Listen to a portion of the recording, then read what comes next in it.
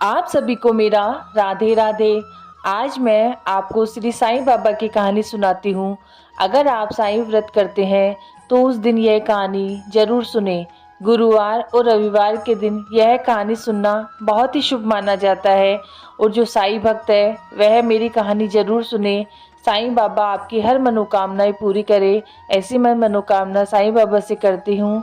हे साईं बाबा, आज मैं आपकी कहानी स्टार्ट करती हूँ। मैं चाहती हूँ कि मेरे भक्त भी बहुत ही श्रद्धा से ये कहानी सुने और उनकी हर मनोकामनाएं आप जरूर पूरी करें। ओम साईनाथ। भारत सदियों से देवों और संतों की भूमि मानी जाती है।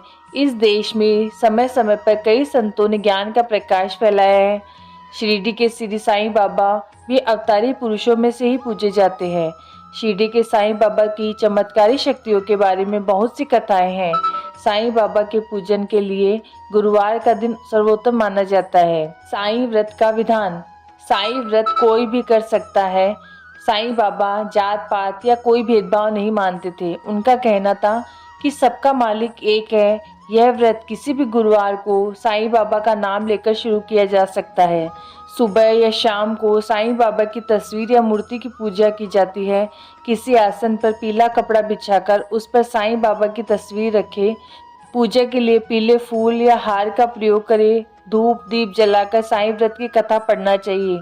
पूजा के बाद प्रसाद बांटना चाहिए। प्रसाद के रूप में फल या मिठाई बांटी जा सकती है। शिरडी के साईं बाबा के व्रत की संख्या 9 हो जाने पर अंतिम व्रत के दिन 5 गरीब व्यक्तियों को भोजन कराना चाहिए और दान करना चाहिए। इस तरह इस व्रत का समापन होना चाहिए। साईं व्रत कथा। कोकिला बहन और उनके पति महेश भाई शहर में रहते थे। दोनों में एक दूसरे के प्रति प्रेम भाव था, परंतु महेश भाई का स्वभाव झगड़ालू था। दूसरी तरफ कोकिला बहन बहुत ही धार्मिक स्त्री थी, भगवान पर विश्वास रखती। धीरे धीरे उनके पति का धंधा रोजगार ठप हो गया। कुछ भी कमाई नहीं होती थी। महेश भाई अब दिन भर घर पर ही रहते थे और उन्होंने गलत राह पकड़ ली। अब उनका स्वभाव पहले से भी अधिक चिड़चिड़ा हो गया। एक दिन दोपहर को एक वृद्ध महाराज दरवाजे पर आकर खड़े हो गए। चेहरे पर गजब का तेज था और आकर उन्होंने दाल चावल की मांग की। कोकिला बहन ने दाल चावल दिए और दोनों हाथों से उस वृद्ध बाबा को नमस्कार किया। वृद्ध ने कहा, साईं सुखी रखे।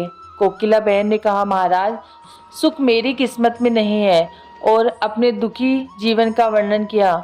महाराज ने श्री साईं व्रत के बारे में बताया।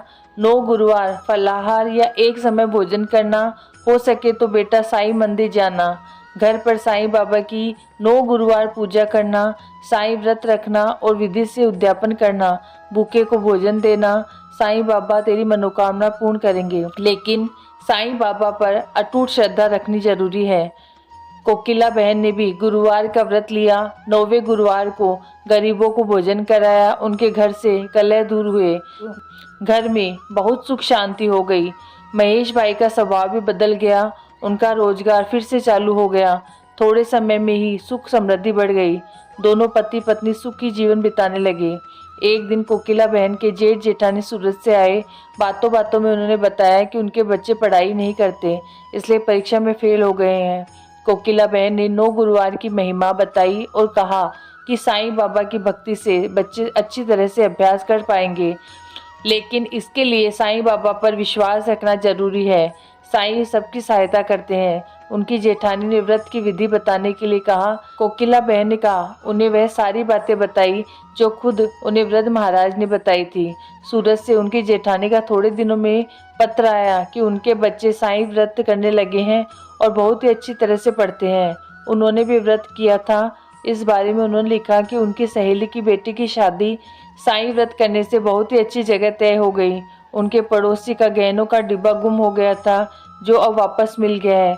ऐसे कई अद्भुत चमत्कार हुए थे। कोकिला बहन ने समझा कि साईं बाबा की महिमा अपार है।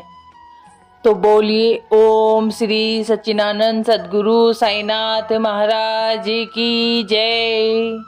ओम साईनाथ, ओम साईनाथ, ओम साईनाथ। आज यह कहानी के साथ मैं भी आपको बताती हूँ कि मैं साईं बाबा के व्रत बहुत ही लंबे समय से करती आ रही हूँ। वास्तव में उनके व्रत मनोकामना पूर्ण करने वाले और हर प्रकार से घर में सुख समृद्धि बढ़ाने वाले होते हैं। यह मेरा खुद का अनुभव है जो मैं आज साईं बाबा के व्रत काफ़ी समय से कर रही हूँ। आज उन पर मेरी इतनी श्रद्धा है कि मैं ये कथा आप लोगों को सुना रही हूँ और आप भी विश्वास रखिए और विश्वास के साथ में व्रत का आरंभ कीजिए। अगर आपको यह कहानी या मेरी बातें अच्छी लगी हो तो प्लीज़ मेरे चैनल को लाइक और सब्सक्राइब जरूर करें। और मैं भगवान से प्रार्थना करती हूँ कि जो भी मेरी ये कहानी सुनते हैं उनके हर मनोकामनाएं साईं बाबा पूरी करे। ओम साईं नाथ।